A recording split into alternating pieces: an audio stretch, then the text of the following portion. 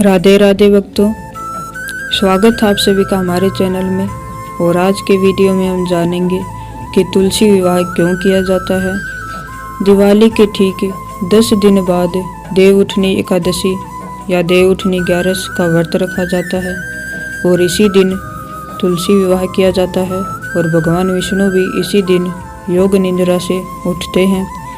इस साल तुलसी विवाह 23 नवंबर को किया जाएगा।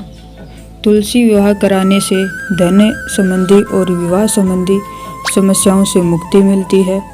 आइए अब हम जानते हैं तुलसी विवाह से जुड़े कुछ रोचक तथ्य कि तुलसी विवाह क्यों किया जाता है। मान्यता है कि देवउठनी एकादशी के दिन महिलाएं घाट पर नहाने के बाद विधि विधान से तुलसी की शादी है वो शालिग्राम से करती हैं।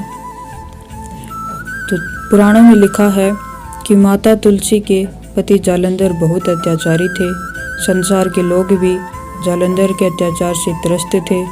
यहाँ तक कि विष्णु भगवान को भी जालंधर ने ललकार कर युद्ध किया था। भगवान विष्णु ने तुलसी से प्रसन्न होकर उन्हें वरदान दिया था, जब तक तुम मेरी पूजा में लिप्त रहोगी तब तक तुम्हारे पति को कोई नहीं मार सकता। जब कभी भी जालंधर युद्ध में जाता तो तुलसी भगवान विष्णु की पूजा करने लगती थी और मजबूरन भगवान विष्णु को तुलसी की पूजा को सफल बनाना पड़ता था। फिर एक दिन भगवान शिव ने कहा कि ऐसा ही होता रहा तो ये अत्याचारी जालंधर पूरे संसार पर राज्य करने लगेगा। उसके बाद भगवान शिव ने विष्णु जी से कहा कि जब जालंधर युद्ध पर जाए तो हम उसका रूप लेकर तुलसी के पास जाएं और वह पूजा नहीं करेगी, उसी समय मैं उसका वध कर दूंगा। फिर जैसे ही जालंधर युद्ध पर गया उसी समय विष्णु जी उसके पति का रूप रखकर उसके पास गए, तुलसी से प्रेम करने लगे और उनका पतिव्रता व्रत तोड़ दिया।